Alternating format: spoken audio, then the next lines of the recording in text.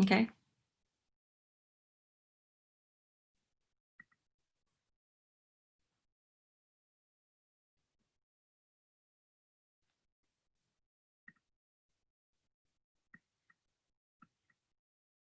Okay. Hi, everyone. Thank you all for being here today to talk about Voices of a Pandemic. We have been working on Voices of a Pandemic since June, and even before that, because we started putting everything online in early April. Voices of a Pandemic is a long-term effort to capture the voices, and the perspectives of US Latinos across the country. I'm going to share my screen because I have a little short PowerPoint that I want to show you all that includes some interviews, an interview that I did just Sunday with one of our interview subjects. And I'm really glad about this. These are our partners. We have 12 partners across the country. There's some of them in Texas, University of North Texas, University of Texas, RGV, Texas A&M Kingsville. But everyone else is from Rutgers, Iowa, Puerto Rico, California, all over the country. And we have partnered together because we're trying to capture the perspectives of Latinos at this moment when Latinos and Latinas are overrepresented in terms of cases of COVID-19, as well as in fatalities. So we've been doing our interviews since June. We have over 90 interviews now that you can look at our YouTube channel and you can see those. But I'm going to show you an interview that I did with this one person. His name is, he goes by Steve Alvarado. He's 49 years old. He's from Hondo, Texas, and he got COVID-19 in April, as did his mother and as did his father. So I'm gonna share with you just a little short, some interview excerpts. And the audio is not great. This was on Zoom. Normally our Zoom interviews audio quality are much better than this, but his was not as good as we were hoping for. But his perspective is so rich that I think you'll enjoy this. They used to make fun of me saying that I had older cousins said I'd never leave anywhere past Highway 90. And when I went to do my undergrad in Seguin, it was right off of Highway 90, but it was 90 going east. So this is significant because Steve Alvarado is from a small town in South Texas. They used to make fun of me saying that he went, this is a Highway 90 that he's referring to. Right here in the middle is San Antonio. And there's a bunch of little towns along Highway 90. Over here is Del Rio, and it goes up through West Texas and meets up with I-10. And if you continue on I-10, you'll get to El Paso. But this area right here is full of little tiny towns. And I'm from one of those towns, not on Highway 90, but a little bit further south. So Steve grew up in Lacoste, Texas, which is 13 miles away from San Antonio. And Lacoste, where he grew up, is 22 miles from where he lives now in Hondo, Texas. When he says that he went to Seguin, he went to Texas Lutheran University, which is about an hour northeast, right around here. So that's as far as he went for college. The interesting thing about Steve Alvarado is that he was a baseball player. He had 4 brothers, and he and his 4 brothers were very athletic. So when he was going to go to college, he wanted to go to someplace where he could play. He played catcher. And the 2 big Catholic family, the 2 Catholic universities that were his first choices would have been St. Mary's and Our Lady of the Lake. But those 2 schools already they didn't have room for him. He was looking for a place where he could actually play as a baseball player and get a scholarship. So he got a pretty good scholarship to Texas Lutheran and went there. So when he talks about not going too far, that's significant because one of the things that you often will hear, it's kind of a stereotype, but there's some truth to it, that the Latino community is very, very family oriented. And oftentimes you'll find that people don't want to leave too far, don't want to leave their home, don't want to live too far from where they grew up. So as a result of that, you'll see that people who are from Texas have a huge allegiance to Texas. People who are from Puerto Rico have a huge allegiance to Puerto Rico. And Steve Alvarado is one of those people. So here's what his explanation of why he didn't want to leave his area. I think it had to do with the upbringing of our a very much a Latino Hispanic culture, brought up in the church, understanding the values that we were taught, that family was important right after your church and worshiping God. And, you know, we're modeled the faith of how to live and really ultimately, you know, how to die. We were together with our grandparents.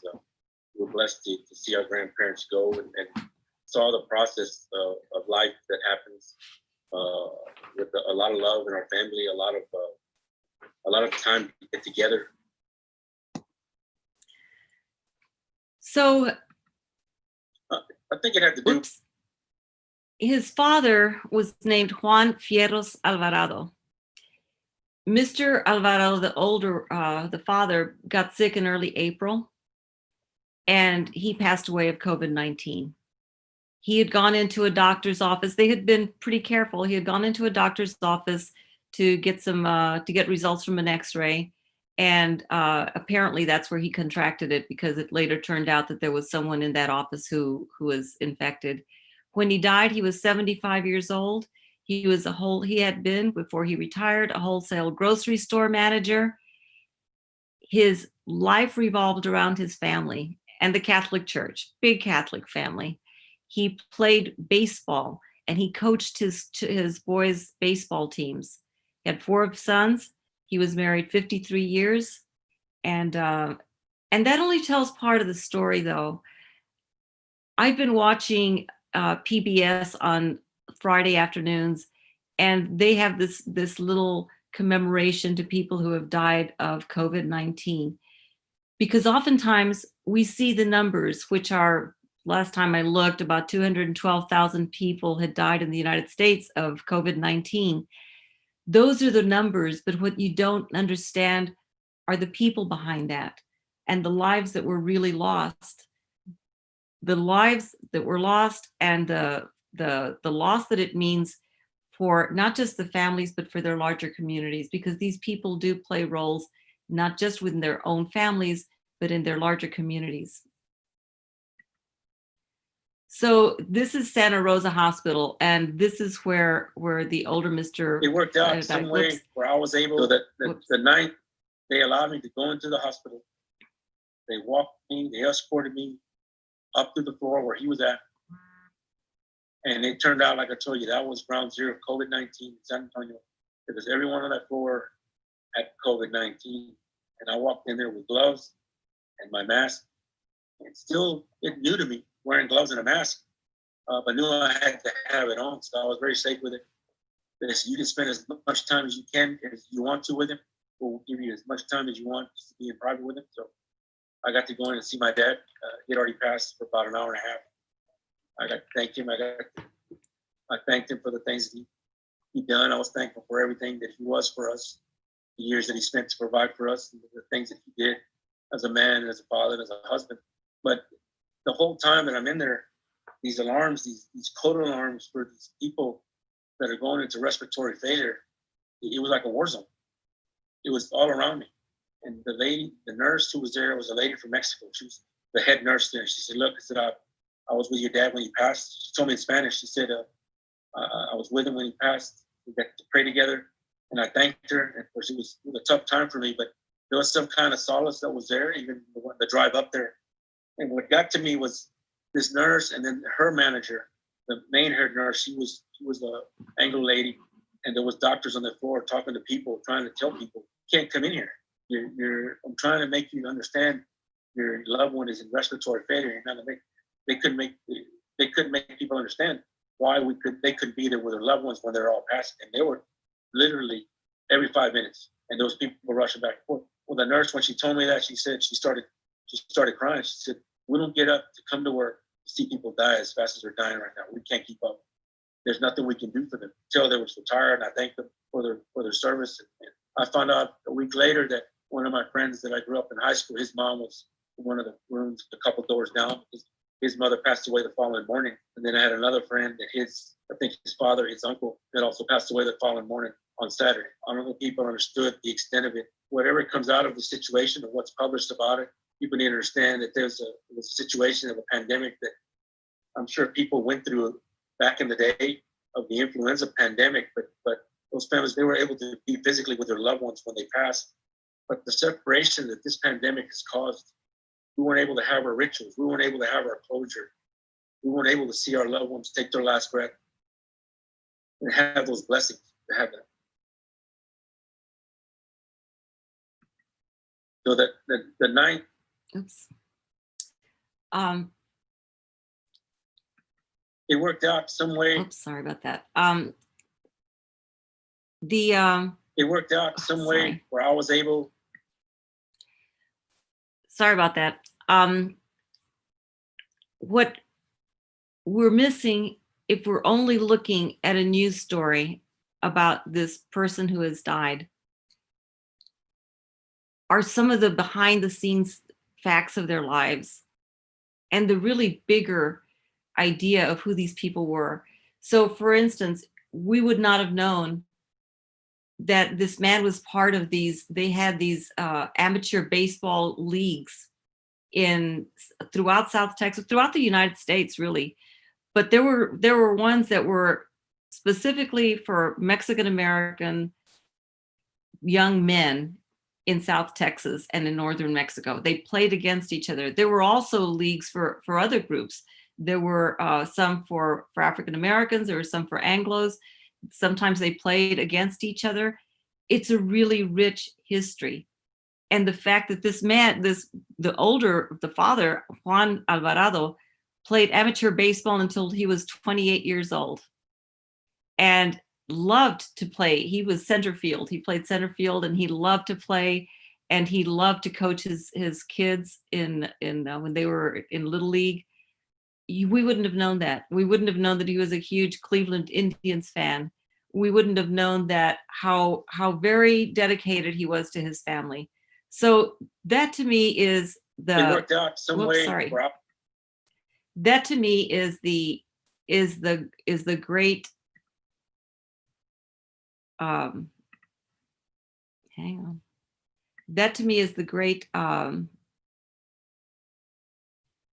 wealth, the gift of oral history, is that we have a chance to talk to people and ask them questions.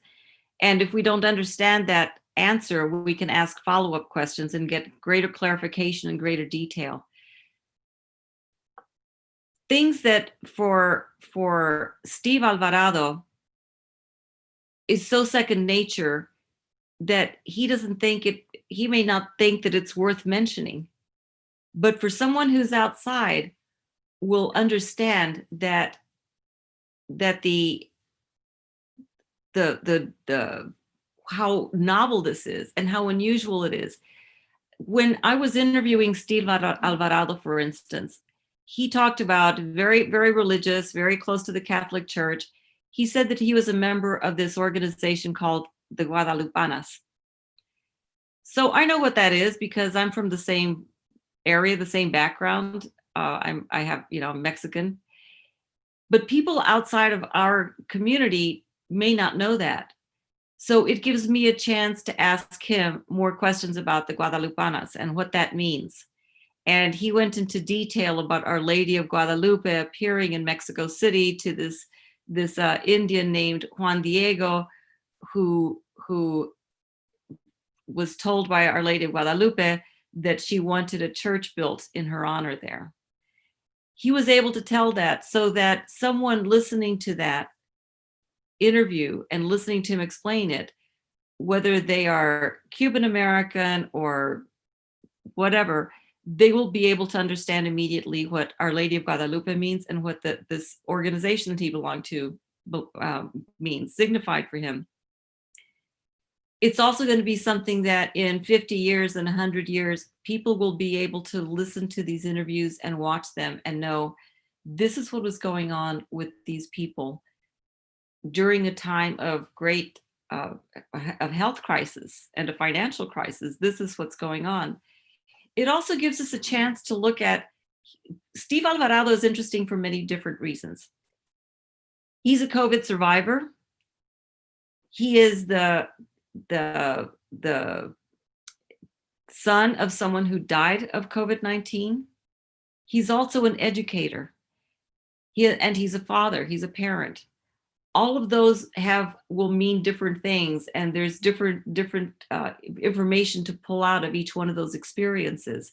So we do our best to try to explain what all of those different parts mean.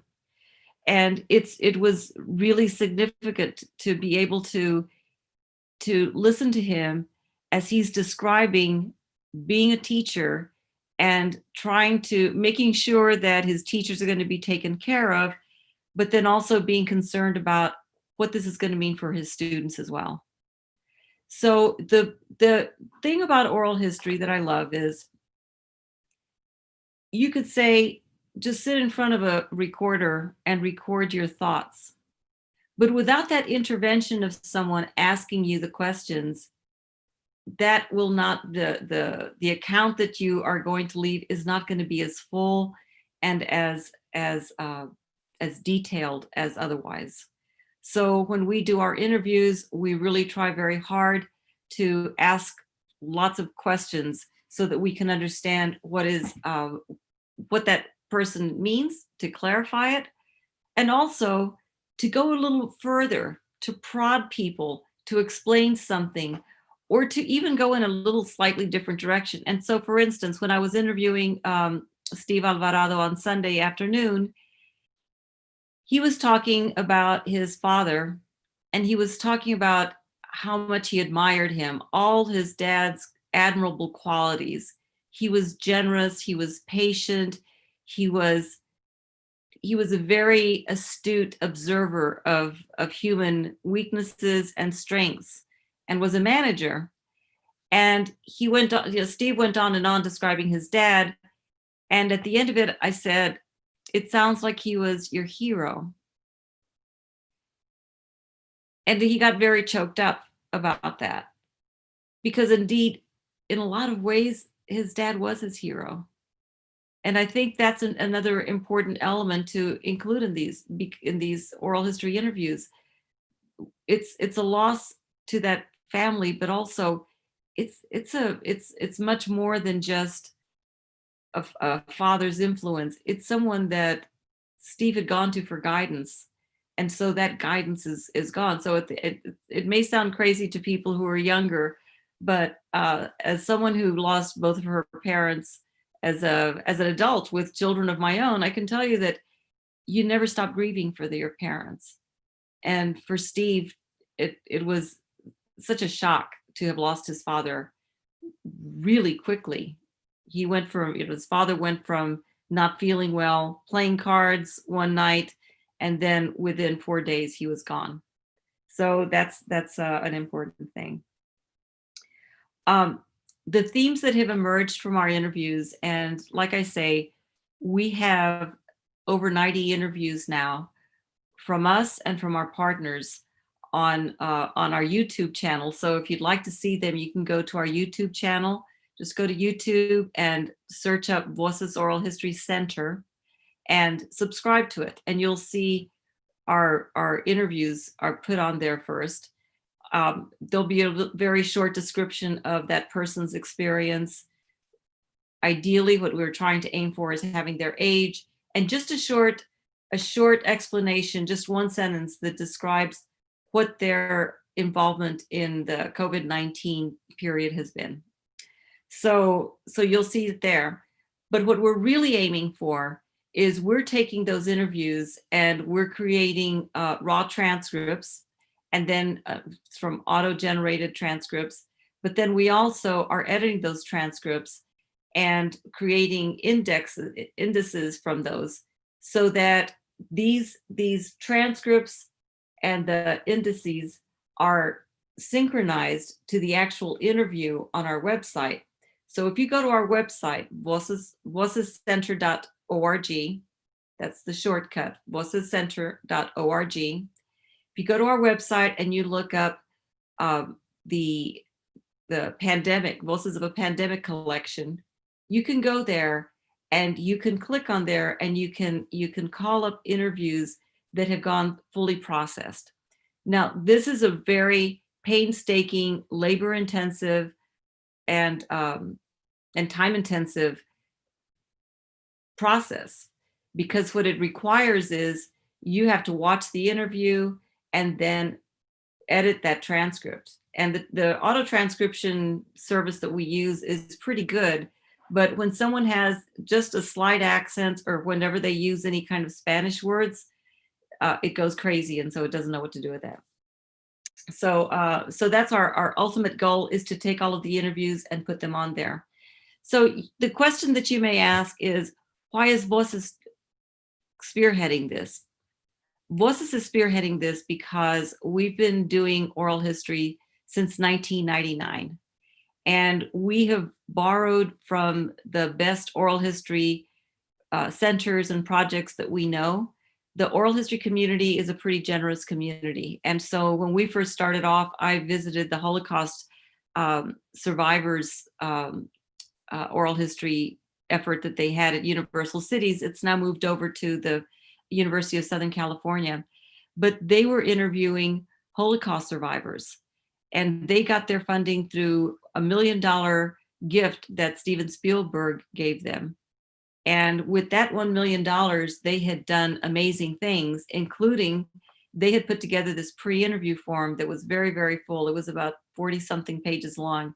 And at the time that I talked to them in 1999, I visited them, they had over 50,000 interviews from around the world, because when people knew that it was associated with Steven Spielberg, all these professional videographers, cinematographers wanted to be involved, and it was a very good cause. And so they had over 50,000 interviews, and they had maps where all over Latin America, all over Europe, Africa, Asia, there were Holocaust survivors to interview.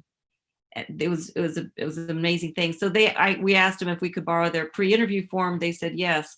So one thing that we're doing now with Voices of a Pandemic is we have moved all of our paper processes over to online. So we have a Qualtrics survey that is the pre-interview form. And instead of having a signed consent form from the interview subject, we have a recorded preamble that we read at the very beginning of the interview. And then we have a deed of gift that's signed by the interviewer. So we've streamlined and we've moved everything online so that we're able to do these interviews. Now, normally, all of our interviews have been on video. A few of them have just been audio, but I've always been very reluctant to have just telephone interviews. I've always felt that having that face-to-face human connection is essential. Well, the pandemic blew a hole in that. And so as a result of that, we're doing all of our interviews are on Zoom. A few of them are by telephone, but most of them are on Zoom. So the quality, as you see from that one, the audio is not as good as I would like for it to be, but we've had to be flexible and we've had to adjust to the circumstances that we find ourselves in. So because of that, we'll have some of the interviews that you'll see. The video doesn't look as perfect as we'd like for it to look, but that's the reality that we're living in right now. The reality that we're living in is that we're all doing the very best we can with what's at our disposal, and we try to coach people to how to frame it. In fact, when I was interviewing Steve Alvarado, he was in front of two huge windows, and there was a lot of backlight on him. So he put up that screen that made a huge difference for the interview. But it's this Voices of a Pandemic has required us to be a lot more accepting and a lot more patient with the conditions we're under, because whatever we get right now is gold, and it's going to increase in value, as time goes on. So we're really grateful about that. The partners that we're working with are mostly universities. We have one nonprofit, and we may have a second nonprofit coming on board. But what they do is they do the interviews and they follow our specs. So our specs include that pre-interview form, that deed of gift, that preamble, and and they do them according to those specs, and then they allow us to put their interviews up on our YouTube channel, and then to process them so that we can put them on our website. So it's a really wonderful partnership. During the summer was our very, very busiest time. We had 2 graduate students who were coordinating all of the back and forth of the files, and with the partners, we had weekly briefings that we held on Friday mornings at 11 o'clock. And we would kind of tweak our system so that we could make it a little bit more workable for everybody. So we have made a lot of adaptations to the conditions that we're in as we've gone on. Now our briefings are the first and the third Friday of the month. But we continue this because we're still revising, we're still perfecting the system and making it more workable with whatever conditions we're in. The themes that have emerged in the interviews that we've conducted are probably not going to be super surprising in some ways. But those themes are the whole sense of, and we've heard this over and over again, that the people that we're interviewing, they don't stop working. Even when the conditions are very, very difficult, whether they're construction workers or they're healthcare workers or they're teachers or parents, they just keep on tackling and they keep on pushing no matter what. They're very dedicated to making that work. A huge theme that has come up, and this one I have been very not surprised, but it was unexpected, is how many nonprofits that are geared for one mission and one service that they offer to their communities have really pivoted, and they're doing something different because they see the need. So they're doing direct rent help, or they're doing direct distribution of food. Those are things that some of the nonprofits we've interviewed weren't built for that. They were really built for educational purposes, or they were built for training, but all of a sudden they look up and there is a need and they're going to answer that demand. So it's been one of the interesting things about how nonprofits. Now, the pandemic, COVID-19 crisis happens at the same time of the Black Lives Matter protests around the country. And that's a part that we can't ignore, because a lot of the people we've interviewed have been very involved in those protests. We've interviewed a few Afro-Latinos who are navigating through that, being Black, being Latino, how it fits in, and how they can advance and make progress to better social justice. And that's been one of the key themes that's come up. And in fact, we are working on research. There's a couple of people that are working on research that are linked to that kind of social justice activism. But that's been a major theme that's emerged. Another theme that's emerged is a sense of generosity to people. And I had seen this many times before. I think it happens whenever there's a crisis. It happens whenever there's a hurricane or an earthquake, that people want to do something for their fellow human being. And we're seeing it in the Latino community during the pandemic. So over and over again, you'll see people making, raising money for folks to help pay their rent. It's kind of tied to the nonprofit, but it's also a separate thing as well. So you'll see that generosity of spirit just keeps on emerging and emerging. We have had several interviews of people who, even though they were not financially doing great, they still felt compelled to continue to support their families back in Mexico or back in Latin America someplace. So we have interviews with people that they were still keeping up those remittances every month, regardless of what happened. Those are some of the themes that have emerged in our research. And I guess the other big theme is the importance of language. We have had so many interviews where with healthcare workers where their ability to speak Spanish has enabled them to offer comfort to families of people who are dying, as well as to the people who are the patients who are in the hospital.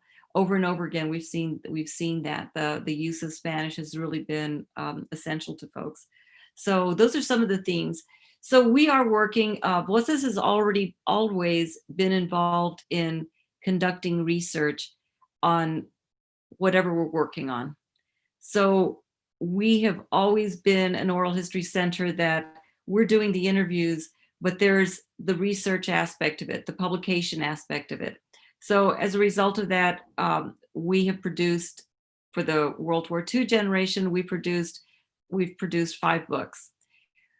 A few years ago, 5 years ago, we launched a journal. It's called the US Latina and Latino Oral History Journal, that's published once a year. It's peer reviewed, and we have worked out a system so that we can produce research from the Voces Center and fast track and make sure that we have responsible reviewers so that we can produce the research and have peer reviewed research available. So for this pandemic research, what we're doing is we have a small research group that meets on the first and third Friday of the month in the afternoon. And it's only about 6 people. And we have about 4 different pieces of research that people are working on. We have a schedule that we're following, so that the hope is that by the end of January, we'll have pieces that are going to be ready for a peer review period. And my hope is that as long as they're in pretty good shape, they won't need so much revisions that they wouldn't be able to get into the next issue. But that's not up to me. We do have reviewers that it's really dependent on what the reviewers come up with. So that's some of the research that we're working on. We're asked oftentimes when the end of this Voices of a Pandemic is going to be. And the truth of the matter is that as long as we're in the middle of the pandemic, we will continue to do interviews. We are working with our partners that have been doing interviews since June, and some of them are just now starting up. We have the Texas A&M Kingsville. They just started up earlier this month. So they have students that are getting trained right now to conduct the interviews. So I'm expecting we'll have several interviews from those students. But the truth of the matter is that even when we have a vaccine, when it's under control, there will still be some need to continue doing these interviews, because whatever people are feeling right now, it'll be fascinating to look at what the progress has been over the next few years. So I would love to go back and talk to Steve Alvarado, and talk to him about, in retrospect, if his thinking has changed at all, and if he has different insights now that some time has passed. So I'm looking forward to that, because I do think that um, looking at, 3 years, 5 years, 10 years after the fact, what has happened and how we are able to come out of it is going to be really interesting. We still have some gaps in the interviews that we want to conduct.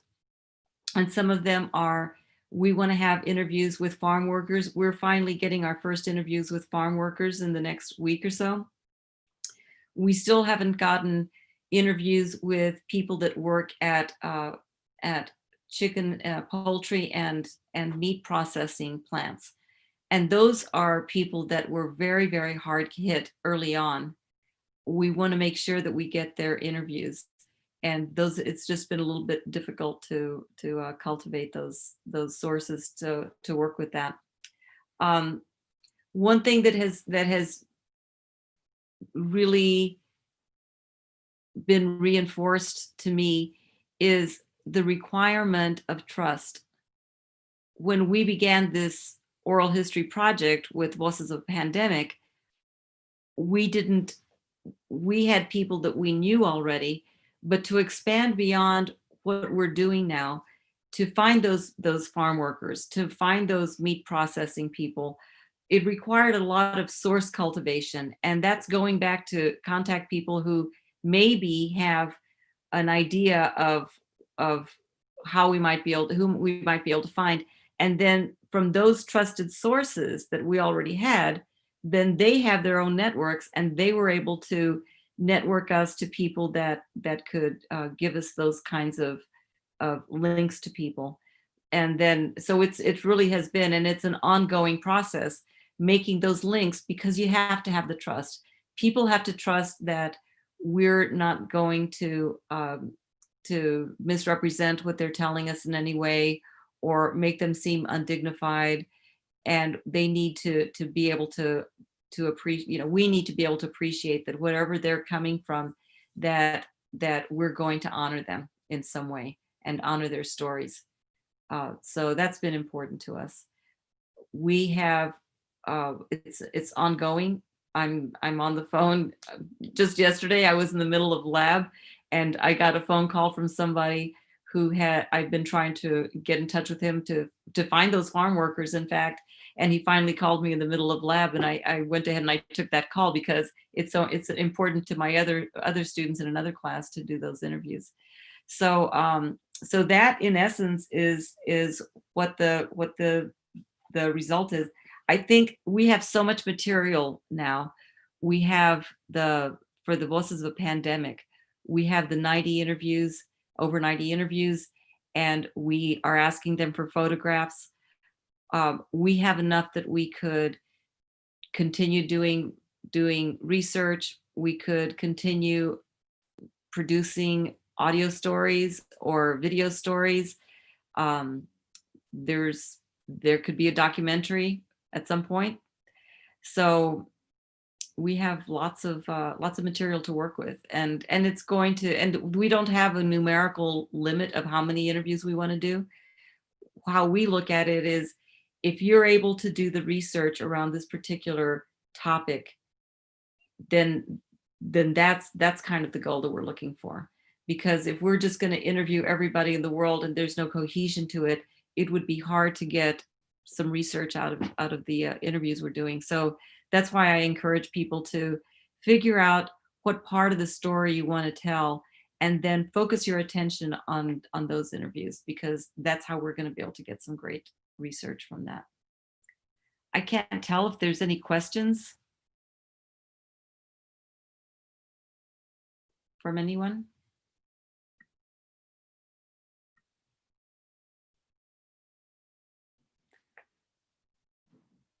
No questions? Well, if you would like to know just a little bit more about the, oh, I see a question coming up. Oh, well, thank you, Julie Gomez. Appreciate it. We are working hard to do all of that. We are, we're going to continue to share the stories. I mean, one of the big challenges is that the resources, the work that we do is very labor intensive and time intensive. So we just finished a Horn Raiser. That's a crowdsourcing, a crowdfunding effort that UT does. And we just finished that, and we raised $22,000 so that we can have interns and a graduate student next semester so that we can continue the work. Because you can work with volunteers a lot, but the important thing is that you need to be able to have folks that are going to be able to do this work on a consistent basis. And for them to be able to do it on a consistent basis, they need to be paid, because they need to pay their rent and they need to support themselves.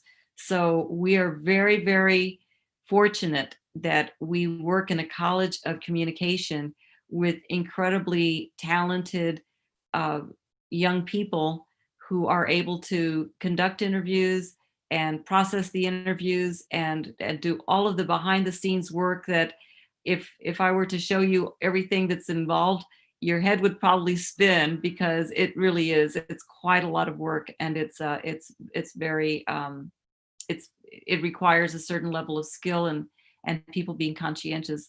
So we're really delighted that we are in the College of Communication. And I do have to say this.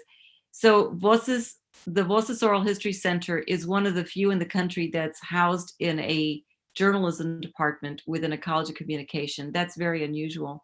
But the reason that it makes sense is because, in a sense, those of us who are in communication, who are in journalism or in RTF, that's what we do. We are trained to tell stories. And luckily, we have the technical expertise to be able to do things like the recording and the editing and the processing of these interviews. So this is a perfect place for us to be here in the College of Communication. So thank you all for your attention today. I appreciate it. And please look us up. Go to our YouTube channel, check us out, subscribe to our YouTube channel so that you can see all of the great work we've done, not just for Voices of Pandemic, but we've done interviews before the pandemic started. We did interviews with mariachis in San Antonio, and we have a whole collection on World War II, the Korean War, and the Vietnam War periods, as well as political and civic engagement. So if you go there, you'll be able to see a lot of the work that we've done since 1999. So thank you all so much.